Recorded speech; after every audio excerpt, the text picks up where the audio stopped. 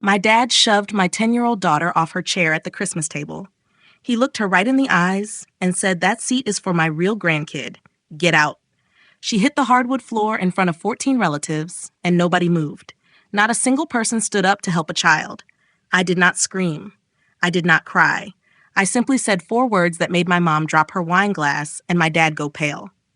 My name is Dana. I am 34 years old, a single mom, and an ER nurse. This is the story of how I stopped begging my family for a seat at their table and started building my own. Before I take you back to the morning that changed everything, please take a moment to subscribe and let me know in the comments where you are watching from today. Have you ever been treated like a guest in your own home or forced to pay for the privilege of being tolerated? I read every one of your comments, and they remind me that the truth always finds its way into the light. Most mornings for the last 7 years started exactly the same way. 5:30 a.m. in a cottage the size of a 2-car garage tucked behind my parents' house at 14 Burwood Lane. I would stand barefoot on the cold tile pouring coffee into the only mug that did not have a chip while the baseboard heater groaned like it was personally offended by December in Connecticut. In the next room, Lily would still be asleep. She was 10 years old that winter, her brown hair fanned across the pillow, one arm wrapped around a stuffed bear so threadbare you could see the stitching through its belly. She had that bear since the day I brought her home from foster care when she was 3 years old. Back then, she was silent, gripping my index finger like it was the last solid thing in the world. 7 years later, she was anything but silent. She drew constantly. Birds, houses, families at dinner tables. She read chapter books 2 grades above her level. But every few weeks, usually at bedtime, she would look up at me and ask the same question. "Mommy, am I really yours forever?" And every time I gave the same answer. I had been paying my father $1,100 a month to live in that cottage. Zelle transfer on the first of every month, no exceptions. I had 84 screenshots on my phone, every single payment time-stamped going back 7 years. I kept them because I am an ER nurse, and ER nurses document everything. That is what we do. We chart, we know we timestamp. My father said a lease was not necessary because we were family. He told me we did not need paper. I believed him for 7 years. I need you to remember that number, 84 payments. It is going to matter later. Christmas at the Thornton house was a production, not a celebration. My father directed it like a man who had spent 30 years managing a bank branch and never learned how to stop. The long oak table was set for 14 to 16 people. The good china was out. The napkins were folded into architectural towers. The seating chart was unwritten but absolute. Richard was at the head. My mother, Vivian, was to his left. My older sister, Brooke, was to his right, with her 8-year-old daughter, Harper, beside her. Harper sat with the adults so Grandpa could cut her meat and tell everyone how gifted she was. Lily and I? We were always relegated to the far end near the kitchen door, where the draft came through and you could hear the dishwasher running. 2 days before Christmas, my mother called. She did not call to ask what Lily wanted or to check if she had grown out of last year's dress. She called to say, "Do not let Lily wear anything too flashy. Brooke just bought Harper a new dress, and you know how Harper gets if she is not the center of attention." I pressed my tongue against the back of my teeth and said, "Sure, Mom." That night I picked out a simple red sweater for Lily. She looked at herself in the bathroom mirror, smoothed the front with both palms, and asked me, "Mommy, can I sit next to Harper this year at the big table?" I told her I would try. I should have known then that the seating chart was not about chairs. It was about who counted. In my father's house, my daughter had never counted. On Christmas Day at 4:17 p.m., the sky was the color of wet cement. Lily carried a rolled-up piece of paper in both hands like a candle at a church procession. She had been working on it for 2 weeks. A painting on thick watercolor stock titled Our Family Christmas. Everyone was in it. Grandpa, Grandma, Aunt Brooke, Harper, even Great-Grandma June in her wheelchair. Everyone was smiling. Everyone was at the same table. She wanted to give it to my father before dinner. When we arrived at the front door, he looked right past her like a piece of furniture he had stopped noticing. He gave her a short nod. No hug. No Merry Christmas, Lily. But when Harper ran up behind him, the whole man changed. He crouched down with open arms and called her his girl, his princess. I counted the seconds inside, 10 full seconds of affection for the biological grandchild, while my daughter stood there with her painting. In the dining room, I scanned the table for Lily's name. It was not there. At the back wall, near the kitchen door, someone had unfolded a metal card table, the kind you use for poker. 1 plate, 1 fork, 1 paper napkin. Harper was 8 and sat with the adults. Lily was 10 and was expected to sit alone at a card table behind the kitchen door. I leaned toward my mother in the hallway and asked if Lily could sit at the main table. Vivian did not even look at me. She just said, "Do not make this the thing, Dana." Dinner was halfway done when it happened. I had been watching Lily through the kitchen doorway, eating quietly with her painting rolled up beside her plate because she hadn't found the right moment to give it to my father. She kept glancing at the main table, watching Harper laugh, while my father carved seconds of ham for Harper's plate. Then Lily stood up. She picked up her painting, walked to the main table, and slid into the one empty chair meant for a cousin who had not shown up. She sat down, unrolled the painting on the tablecloth, and smiled. "I made this for everyone," she said. My father set down his carving knife. The room did not just go quiet. It went vacuum-sealed. 14 forks stopped moving at the same time. He stood up, walked around the table, and hovered over my daughter. "That seat is for family," he said. His voice was level and informational, like he was reading a bank policy. "She is family, Dad," I said. He did not look at me. He looked down at Lily and said, "That seat is for my real grandkid. Get out." His hand closed on the shoulder of Lily's red sweater. He pulled. It was not a punch or a slap. It was a yank, sharp, deliberate, the way you would pull a dog off a couch. Lily's body twisted. The chair legs scraped against the hardwood floor. She went off the seat sideways and hit the floor with a sound I will hear for the rest of my life. The painting landed face down beside her. 5 seconds of silence passed. I counted them the way I count seconds between a crash and a code in the ER. 5 full seconds where 14 adults sat still. Vivian looked at her plate. Brooke cut a piece of ham. Lily did not scream. She looked up at me from the floor with wide, terrified eyes and whispered one word, "Mommy." I do not remember standing up, but suddenly I was moving. 7 years of ER training will do that to you. When the worst thing in the room is happening, you do not scream. You act. Your hands go steady. Your voice drops. I crouched down, slid my arms under Lily and lifted her. She was shaking with small, fast tremors. I held her against my chest, one hand on the back of her head, and looked at my father. His hand was still half raised, his fingers open as if the ghost of Lily's sweater was still in his grip. I said 4 words, "We are done here." Behind me, I heard a sharp crack, glass on wood. My mother's wine glass had slipped from her hand, spilling red wine across the white cloth like an ink blot. My father's face went the color of the snow outside. I picked up Lily's painting from the floor, took our coats from the hallway closet, and walked out the front door. Nobody followed us. In the car, with the engine running and the heat blasting, I pulled up the back of Lily's sweater. A red mark was already darkening across her lower back where she had hit the chair leg on the way down. I took 3 photos, time-stamped December 25th, 7:42 p.m. I sat in the driveway of our cottage for 10 full minutes while the snow collected on the windshield and made 3 decisions that would change everything. By 9 o'clock that night, the gaslighting had already started. 23 text messages telling me I was being dramatic and that Lily had slipped. I screenshotted every single one. You save the receipts before someone tells you it never happened. The snow had picked up by the time we reached the cottage at 14 Burwood Lane, sticking to Lily's eyelashes as I carried her inside. She was silent, but it wasn't the peaceful silence of a child ready for bed. It was a heavy, thinking quiet. I took her into the bathroom and ran a bath, sitting on the closed toilet lid while the room filled with the scent of the lavender soap she liked. I read her 2 chapters of her book, my voice steady, even though my heart was still hammering against my ribs. At bedtime, she looked up from her pillow and asked the question that broke whatever was left of my composure. "Is Grandpa mad because I am not really his?" I brushed the hair off her forehead and told her she was really mine, and that was all that mattered.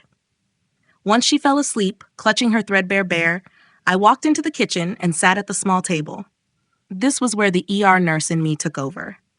In the trauma bay, when a patient is crashing, you do not have the luxury of emotion. You organize, you assess, you document. I opened my laptop and created a Google Doc titled Incident Log, Thornton Family. I sat there until 1 in the morning, typing out 7 years of quiet daily erosion.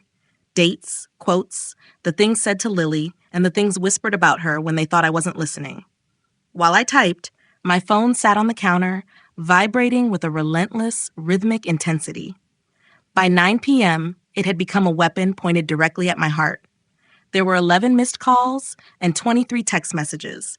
I read every single one, and I screenshotted every single one. I knew exactly how this went.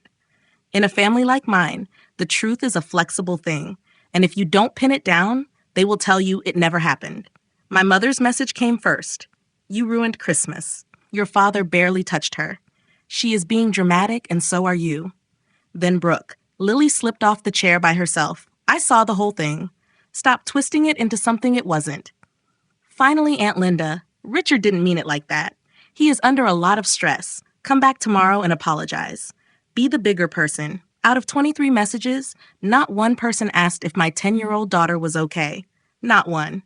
I saved the receipts, filing them away with the cold precision of a medical chart. Then I turned to the financial records. I opened my bank app and started scrolling. I had been paying my father with the $100 a month to live in this garage-sized cottage for 7 years. No lease, no paper, just a Zelle transfer on the first of every month because we were family. I took 84 screenshots, one for every single payment. As I looked at the numbers, I realized I had handed over $92,400 to a man who had just thrown my child onto a hardwood floor.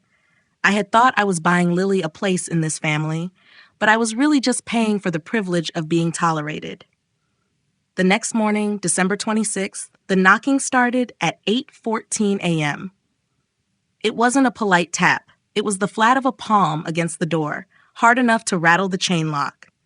I looked through the peephole and saw my father, Arthur, in his expensive overcoat. He didn't have an apology face. He looked like a bank manager, ready to fire a teller for a miscount. I opened the door only 6 inches, keeping my body between him and the hallway to Lily's room. He didn't say good morning. He said, "You embarrassed me in front of my family?" His voice was clipped, controlled, but I could hear the current of rage underneath. He told me that girl needed to learn her place, and so did I. When I told him he had pushed a child, he leaned forward, his face inches from mine, and said, "She is not even blood, Elena." "She doesn't." I didn't let him finish. I closed the door and slid the deadbolt. He knocked again, louder this time, his voice coming through the wood with a muffled, terrifying clarity. "This is my property. I can come whenever I want to my own property."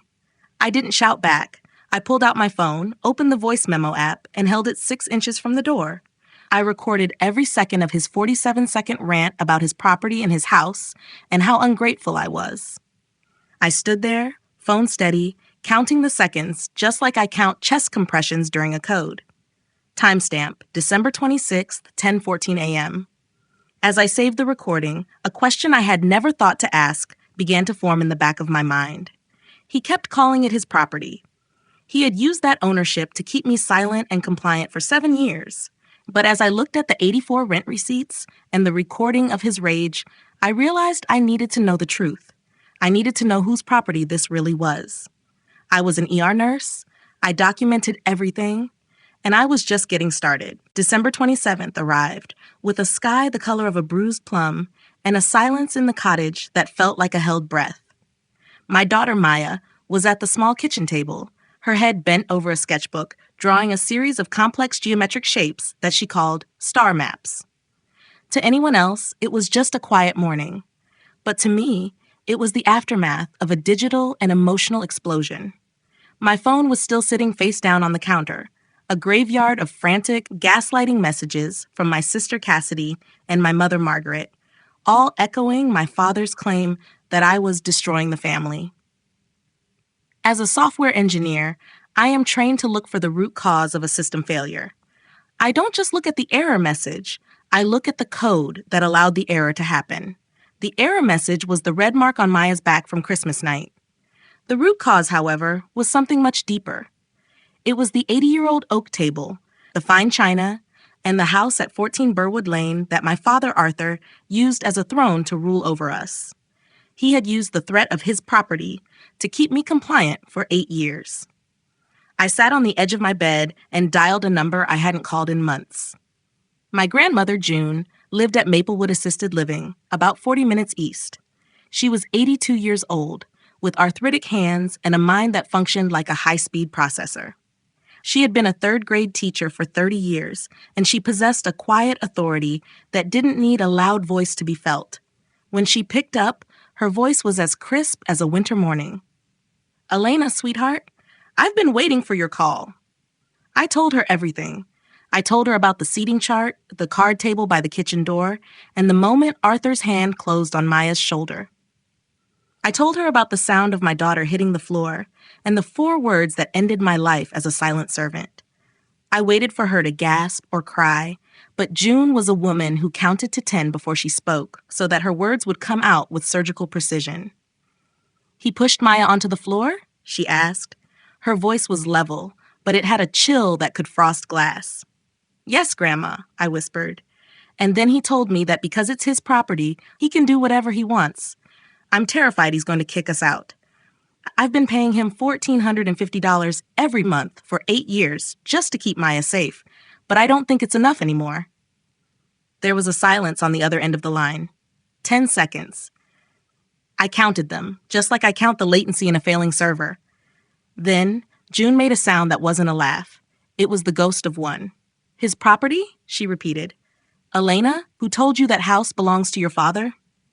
My stomach dropped, the same way it does when a critical system crashes without warning. Everyone says it's his. He says he inherited it when Grandpa passed. That's why I've been paying him rent. I have 96 Zelle receipts, Grandma. I've paid him over $139,000. "I never transferred that deed, sweetheart," June said, her voice sharpening into a blade. "Every brick, every shingle, and every square inch of that cottage belongs to me. Your father has been living in my house for 15 years for free and telling everyone it's his. And he has been charging my granddaughter rent for a house he doesn't own a single nail in?" The room tilted. I had to sit down on the floor because my legs had suddenly forgotten how to report for duty. I looked at the wall, at a small water stain I had been meaning to paint over for 3 years. I did the math in my head. Not the emotional math, but the hard, cold data. $139,200. That was 8 years of overnight bug fixes, 8 years of working double shifts during the holidays so Maya could have a real birthday, and 8 years of missed bedtimes. All of it had been paid to a man who was essentially a squatter with an expensive overcoat. "I'm calling Marcus Webb," June continued. I remembered Marcus, a trust and estate attorney who was as thorough as he was quiet. He was the kind of lawyer who read every single footnote in a 100-page contract. "Nobody pushes my great-granddaughter and keeps living in my house. Nobody." She hung up, and the question that had been forming in the back of my mind since Arthur's voice came through the cottage door, "Whose property is it really?" had just been answered with a devastating finality. 10 minutes later, my email pinged. It was a scanned copy of the deed from the county land records. I opened it on my phone, my hands shaking as I zoomed in on the neat black type. Owner of record, June A. Whitmore. Clear, permanent, undeniable. There was no transfer, no quitclaim deed, no life estate. My father had 0 legal ownership of the ground he stood on. In the world of software engineering, we call this unjust enrichment. It's what happens when a system allows one party to benefit at the expense of another through deception. Arthur had represented the property as his own to collect rent he had no legal right to touch. He had used a lie to extort $139,000 from his own daughter. I looked across the room at Maya. She was still drawing her star maps, unaware that the world she lived in was built on a canyon of deceit. I saved the deed in 3 different cloud locations and sent a copy to my own encrypted drive. I was an engineer. I documented everything. And for the first time in 8 years, I wasn't just observing the system. I was about to rewrite the entire code. Arthur Thornton thought he was the administrator of our lives, but he was about to find out that his access had been revoked. The reckoning was no longer just about a chair. It was about every cent, every lie, and every inch of Burwood Lane. I was just getting started. The deed to the house was the first crack in the system. But the education trust was the canyon that finally swallowed my father's legacy whole. It was late December, and the Pacific Northwest sky was the color of a bruised plum. I was sitting at my small kitchen table in the guest house, watching the snow gather on the windowsill, while my daughter Maya worked on a 1,000-piece puzzle in the living room. My phone vibrated against the wood, and I knew it was Marcus Webb before I even saw the screen. As a software engineer, I am used to looking at data, but Marcus spoke in a language of forensic accounting that felt like a surgical strike. He did not waste time with pleasantries. He told me he had requested the account records from the bank that held Grandma June's education trust. It was a revocable trust she had created in 2016, funded with an initial balance of $120,000. It was designated for the educational benefit of all her great-grandchildren. She had named my father Arthur as the trustee because back then she believed he was good with money. I could hear Marcus turning pages on the other end of the line, the sound of paper scraping like a warning. The original balance was $120,000. Marcus said, his voice flat and clinical. The current balance is $11,340. I pulled the phone away from my ear and stared at it, the way you look at a server readout that simply cannot be right. I felt a cold wave of nausea wash over me. I asked him where the rest of it went. He explained that there were 14 major withdrawals between 2019 and 2024. Every single one was coded as educational expenses for my niece Chloe. Marcus paused, and I could hear him adjusting his glasses. Elena, he said, Chloe attends a public elementary school in an affluent district. There is no tuition. Yet $108,660 was withdrawn in my sister Cassidy's daughter's name for an education that was free. I closed my eyes and pictured Cassidy's Instagram feed from 2 years ago. I saw the sleek white marble of her new kitchen renovation. I saw the photos of her family sipping cocktails on a beach in Cancun. I saw the designer bags that appeared in every photo with captions like, "Treat yourself because I deserve it." I want to stop here because I know some of you are listening to this and feeling a familiar knot in your stomach. Maybe you are the one in your family who always pays their own way while someone else gets the red carpet treatment. Maybe you have felt that sharp sting of realizing that the people you trusted to protect your future were actually the ones dismantling it behind your back. If Maya's story and my fight for justice are making you realize that you deserve to be seen and respected, then please hit that like button and subscribe. Your support tells me that these stories matter, and it gives me the strength to keep going. Please tell me in the comments, have you ever discovered a secret that changed the way you looked at your parents forever? I read every single one of your stories, and they remind me why we cannot let the truth stay buried. I asked Marcus about Maya. I asked if there were any withdrawals for her education or even a mention of her name. There was a silence on the line longer than the others. Elena, he finally said, there is not a single withdrawal in Maya's name. In fact, Maya is not listed as a beneficiary at all. The trust clearly states all great-grandchildren are included, but your father as the trustee never added her. He had the administrative duty to include every child, but he chose not to. $108,660 were gone, and my daughter's name was nowhere in the document. It was not because she was not eligible. It was because my father had made sure she was invisible. He did not just push her off a chair at Christmas dinner.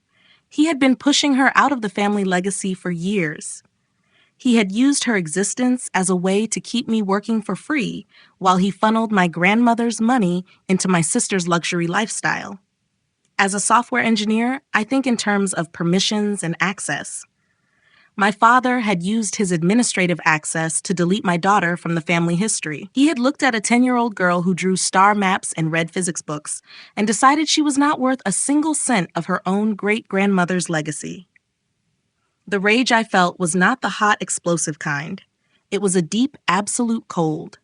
It was the feeling of a system rebooting with a new set of priorities. Marcus set up a three-way call that evening between me, him, and Grandma June.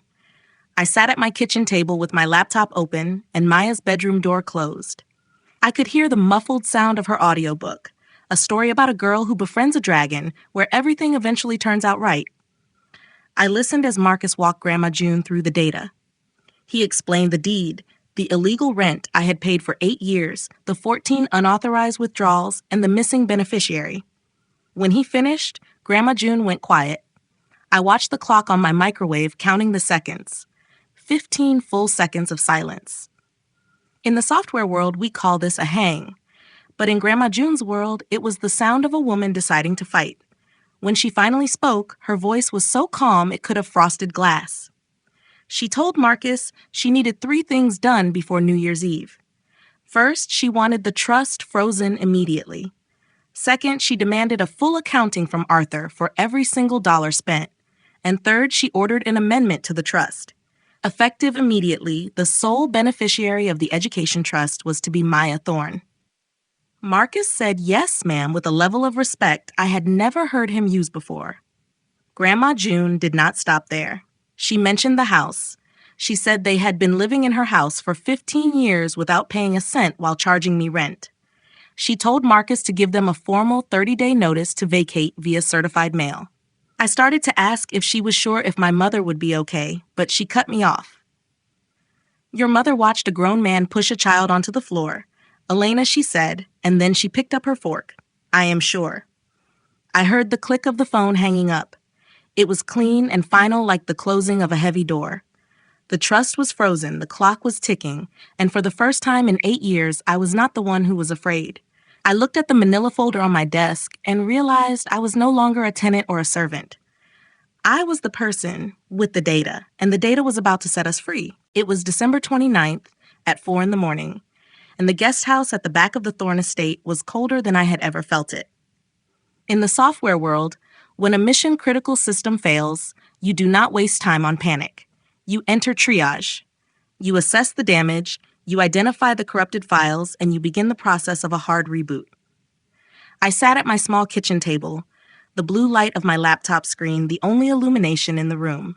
I had turned this small space into a command center. On the table sat 2 folders that represented the total sum of my life for the past 8 years. Folder 1 was physical. It contained the high-resolution photos I had taken of the dark bruise on my daughter Maya's back, a red, angry mark left by the chair leg when Arthur pushed her. It contained the medical report from the pediatrician, time-stamped and signed, documenting the blunt force impact against a 10-year-old child. Folder 2 was digital, a massive directory backed up to 3 different cloud locations. It held the 96 Zelle payments totaling over $139,000 of illegal rent and the 47-second voice memo of my father shouting through the door that I was ungrateful for living on his property. I opened a 3-way call with Grandma June and Marcus Webb. The silence on the line was heavy, but it was not the silence of confusion. It was the silence of a system preparing to overwrite its own core logic. Grandma June, the 82-year-old owner of every brick on this property, was no longer just my grandmother. She was the administrator of a legacy that my father had attempted to delete. Marcus, Grandma June said, her voice sounding like a gavel hitting a block. I need 3 things done before the sun comes up on New Year's Day. I watched the cursor blink on my screen as Marcus took notes. First, the education trust was to be frozen immediately. No more withdrawals for Cassidy's kitchen renovations. No more secret subsidies for my sister's designer lifestyle. Second, Grandma June demanded a full formal accounting of every dollar Arthur had spent from that trust over the last 5 years. He had 30 days to produce every receipt, or he would face a civil lawsuit for breach of fiduciary duty. But it was the third order that made my breath hitch. Maya Marie Thorne was to be named the sole beneficiary of the education trust, effective immediately. My daughter, the girl who had been erased from the family books, was now the only one with access to the future Grandma June had built. Grandma June's voice didn't shake. It sharpened like a scalpel. And the house, Marcus. My son has been living in my home for 15 years without paying a cent of property tax or maintenance, while charging my granddaughter rent for a cottage he doesn't own.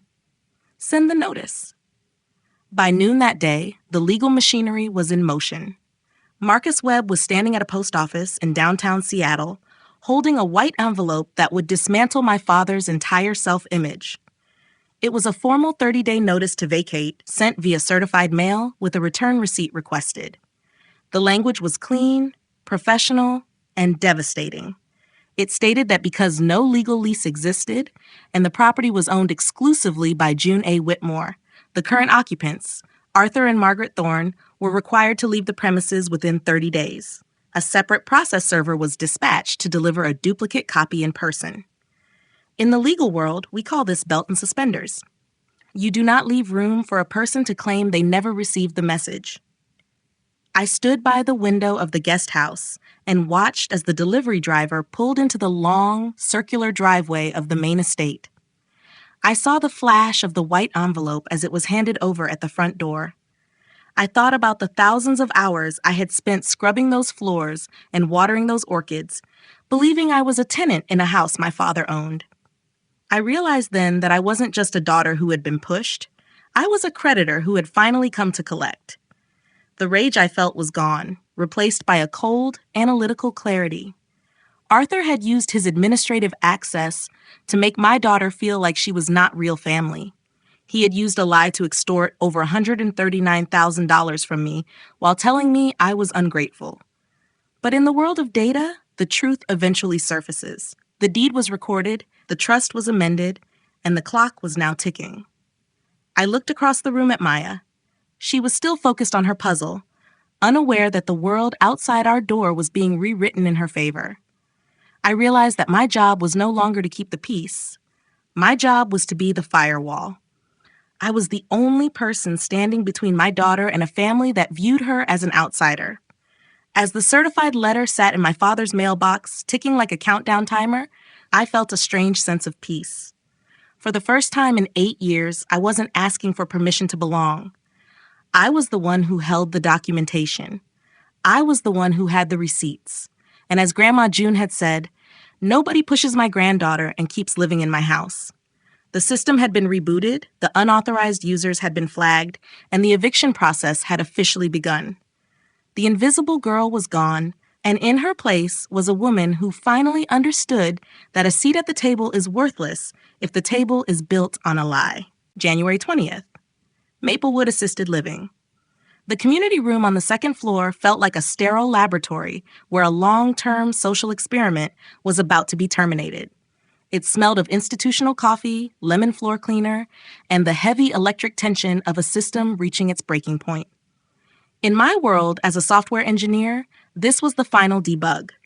The code had been written, the logs had been captured, and now we were simply running the program to see the results. Marcus Webb was already there when I arrived, wearing a sharp navy blazer and carrying a laptop bag with the quiet competence of a man who had successfully navigated 1,000 legal minefields. He was connecting his laptop to the wall-mounted TV that usually displayed the daily weather and the bingo schedule. Today, it was going to display something much less pleasant. I sat 3 chairs from the end of the long folding table and placed my hands flat on the linoleum. I didn't need to bring my manila folder. This wasn't my meeting. I was just the primary witness. The relatives arrived one by one, a slow procession of people who had spent years choosing the easy lie over the difficult truth. My Aunt Linda walked in first, her face tight as she clutched her purse. Then came my cousins Derek and Nate, the ones who had unfriended me on social media, but apparently couldn't find a way to unfriend Grandma June's summons. Cassidy arrived in designer sunglasses, looking like she was appearing for a deposition she hadn't studied for. Arthur and Margaret came last. My father walked in with his chin up and his shoulders back, the posture of a man who had spent 30 years believing that as long as he looked like a bank manager, people would treat him like one. Margaret trailed behind him, already dabbing at her eyes with a tissue. She had been crying for weeks, mourning the law of a reputation that was built on a canyon of deceit. Then, Grandma June was wheeled to the head of the table. She wore a gray cardigan buttoned to the top, and her reading glasses hung on a chain like a silver weight. She looked at her son, Arthur, and the room went vacuum sealed. Before I describe the moment the TV screen flickered to life, I want to ask you something. If you have ever sat at a table where everyone was pretending that a lie was the truth, just to keep the peace, then you know the suffocating weight of that silence. If you are rooting for the invisible girl who finally decided to speak up, please hit that like button and subscribe. Your support tells me that these stories of reclaiming our value matter. Tell me in the comments, have you ever had to stand your ground when your entire family was telling you that you were the problem? I read every single story you share, and they remind me that data is a more powerful weapon than any lie. Grandma June spoke first, her voice calm and precise, the way she used to quiet a classroom of 8-year-olds. She didn't raise her voice. She didn't have to. She explained that 15 years ago, she had allowed Arthur and Margaret to move into the house on Burwood Lane as a kindness, not a transfer of ownership. Marcus pressed a key on his laptop, and the county land record appeared on the TV screen. The owner of record, June A. Whitmore. Undeniable, clear, permanent. Arthur's jaw moved, but nothing came out. The color was leaving his face the way heat leaves a room when a window is opened in January. Then came the education trust. Grandma June explained she had funded it with $120,000 for all her great-grandchildren. She looked at Arthur and said she had trusted him as the trustee because she believed he was good with money. Marcus pressed another key. The TV screen lit up with bank statements, rows of transactions neatly highlighted in yellow, 14 withdrawals over 5 years, totaling $108,660. Every single one was labeled as educational expenses for Cassidy's daughter, Chloe. The room made a sound, not a gasp, but a collective jagged inhale as 6 people understood the same thing at the same time. Cassidy's sunglasses were off now, and her face had the color and texture of skim milk. Grandma June turned to her granddaughter. "Chloe goes to public school, Cassidy," she said. "There is no tuition. Show me one enrollment letter. Show me one invoice that proves over $100,000 went to that child's education." Cassidy looked at Arthur. Arthur looked at the table. He tried to claim he was managing the trust properly and that he had made a judgment call as trustee because Cassidy needed help with enrichment programs. And Maya? Grandma June's voice didn't waver. Maya Thorne was never even added as a beneficiary. Not because she wasn't eligible, but because Richard decided she wasn't family. Aunt Linda stood up then, her voice shaking with an anger that had been 7 years in the making. "Arthur, you told me Alina was the problem," she said, holding up the bank statement. "You told us she was bitter and dramatic. This isn't dramatic. This is theft." One by one, the cousins stood up and walked out of the room. They didn't slam the door. They didn't need to. The silence they left behind was louder than any shouting. Marcus stepped forward and read the final legal updates. The trust had been amended to name Maya as the sole beneficiary. A 30-day notice to vacate the property had been served, and a petition to remove Arthur as trustee had been filed with the probate court. I stood up for the last time in that family circle. I looked at my father, the man who had pushed an 11-year-old child off a chair because she wasn't real family. I looked at my mother, the woman who had watched it happen and picked up her fork. And I looked at my sister, who had spent my daughter's future on kitchen granite and designer bags. "I'm not asking for an apology," I said, my voice clear and low. "I stopped waiting for one of those a long time ago. I paid you over $139,000 in rent for a house you didn't own. You took the money that was meant for my daughter's education, and then you told everyone I was the one stealing. I'm done negotiating." I sat back down, and Grandma June's small, arthritic hand found mine under the table. She squeezed it once, firm and deliberate.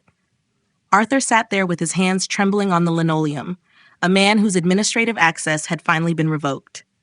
The system had been cleaned, the unauthorized users had been purged, and for the first time in 8 years, the documentation was the only thing that remained. We were done. January 30th arrived like a system-wide reset. It was vacate day. Marcus Webb confirmed it via a text message at exactly 6 p.m. with a single sentence, "They are out." I sat in my car at the end of the circular driveway and watched the last moving truck pull away from 14 Burwood Lane.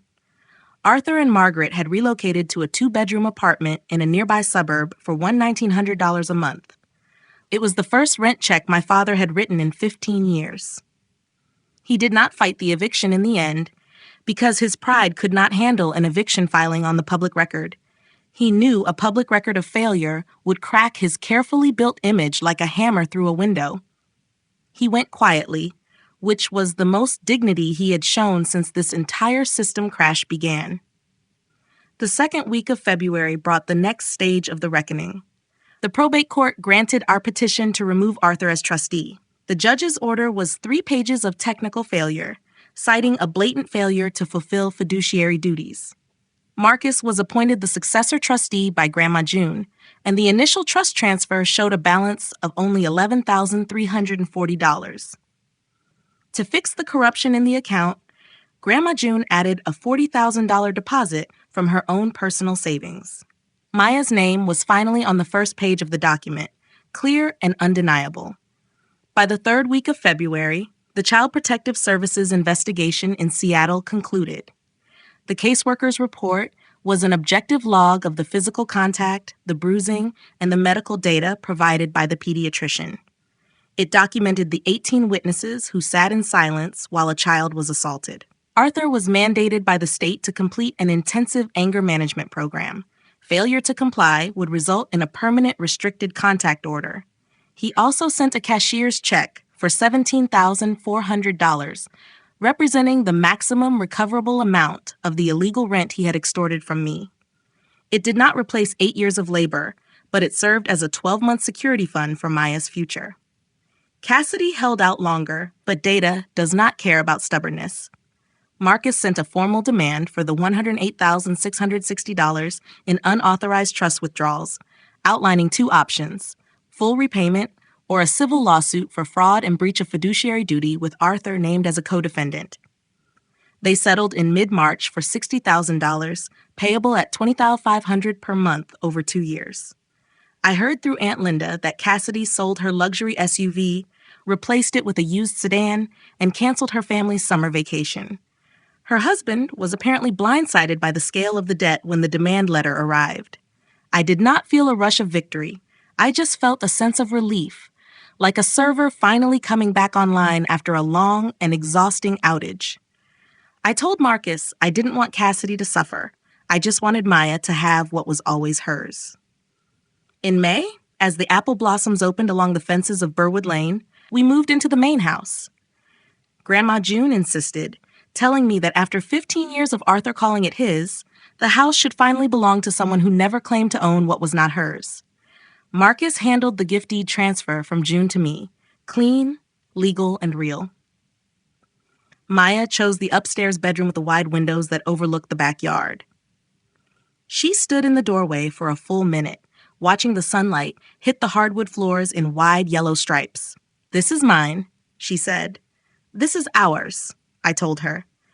Maya still sees her counselor, Dr. Singh, every 2 weeks. One afternoon in late May, she came out of her session with her backpack hanging off one shoulder and a look of quiet peace on her face. She told me that Dr. Singh said she does not have to earn belonging. She just belongs. I cried right there in the parking lot in broad daylight. It was the first time since Christmas that I felt the weight of the not real family label truly lift from her shoulders. One Tuesday evening in June, the kitchen was warm and smelled of the butterfly pasta Maya loved. The backyard was bathed in gold light, and the world felt calibrated correctly. Maya came into the kitchen and wrapped her arms around my waist from behind. She pressed her face into my back and asked the same question she had asked 100 times. "Mommy, am I really yours forever?" In the past, I had always given a quick, automatic answer, but this time, I turned the burner down, set the spoon on the counter, and crouched until we were eye to eye. I gave her a different answer. "You are mine. I am yours. This house is ours, and nobody gets to tell you different." She gave me a real smile, wide, unguarded, and free, the kind of smile that starts in the eyes and doesn't stop. Later, after she was asleep, I walked past her bedroom and saw the painting on the wall, our real family. She had updated it with bright new figures beside the original 2. There was Grandma June, Marcus in his blue blazer, and Dr. Singh. There was no Arthur, no Margaret, and no Cassidy. It was a smaller family, but it was a truer one. I leaned against the doorframe and listened to my daughter breathing in a room that was hers, in a house that was ours, in a life we had built not from silence, but from the moment I finally broke it. Family is not the people who give you a chair at their table. It is the people who would never dream of taking yours away. If you have ever had to choose between keeping the peace and keeping your child safe, I hope my story gives you permission to choose your child every single time. If this journey of justice and data has stayed with you, please subscribe, leave a heart below, and check the description for the next story. As the sun sets over the Seattle skyline, casting long, golden shadows across the living room of the house at 14 Burwood Lane, I find myself looking at a single digital folder on my laptop titled Final Postmortem. In the world of software engineering, a postmortem is what we do after a major system failure to ensure it never happens again. For 8 years, I lived in a state of constant system errors, paying $1,450 a month for the privilege of being ignored and watching my daughter Maya be treated like a background process that didn't matter. But as I sit here in a house that finally belongs to us, I realize that the most important data point I ever captured wasn't a bank statement or a deed. It was the realization of my own worth. I want to take a moment to speak directly to you, the person who has been listening to this journey from the very first chair scrape on that hardwood floor.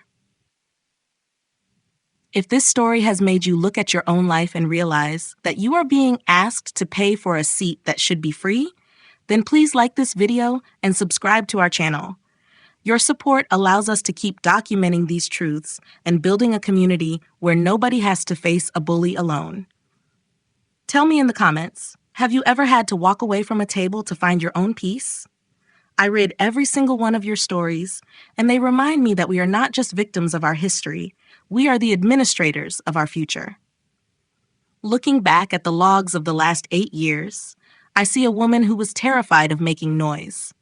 I was a lead engineer who could fix any server crisis, yet I allowed my father, Arthur, to run a seating chart that dictated who was real and who was not. I spent $139,200 in rent, believing I was buying Maya a place in a family. But you cannot buy belonging from people who view it as a limited resource. The sound of Maya hitting that floor on Christmas night was the ultimate system crash, but it was also the moment the firewall finally went up. I learned that when someone shows you that they do not value your child, they are handing you the most important piece of documentation you will ever receive. Grandma June taught me that authority does not come from a loud voice or a bank manager persona. It comes from the truth. When she looked at the data and saw that Arthur had erased Maya from the education trust, she didn't scream. She simply corrected the record. She showed me that a real family does not ask you to shrink so they can feel big. My daughter Maya spent years asking if she was really mine forever because she could feel the cold draft from that kitchen door every single Christmas. She was processing the silent data of rejection long before she was pushed off that chair. The most powerful thing Dr. Singh ever told Maya was that she does not have to earn belonging.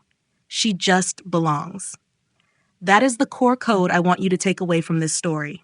If you are staying in a toxic situation because you are afraid of being alone, remember that it is better to have a small, true family than a large, fraudulent one. Our family is smaller now, consisting of me, Maya, Grandma June, Marcus, and Dr. Singh. But it is a system that finally works without errors. We no longer have to measure our words or hide our colors to keep a man like Arthur from crashing the program. As we close the file on 14 Burwood Lane, I want to leave you with one final piece of advice. Document everything. Whether it is a Zelle receipt, a voice memo of someone shouting through a door, or a photo of a bruise, the data is your shield. People can argue with your emotions, and they can gaslight your memories, but they cannot argue with the neat black type of a county deed or a bank statement. You are the only person who can decide what your life is worth. Do not let anyone give you a paper napkin and tell you it is a feast. Thank you for staying with me and Maya until the very end. Your presence has been a vital part of our healing process. If you are ready for the next reckoning, stay tuned. In our next video, we will dive into the story of a woman who discovered her husband was leading a completely different life through a shared cloud drive he forgot to lock. It is a case of digital betrayal that will make you double-check your own permissions tonight. Remember, every child deserves someone who says we are done here and means it. Keep your hands steady, your voice low, and your documentation ready. We will see you in the next one.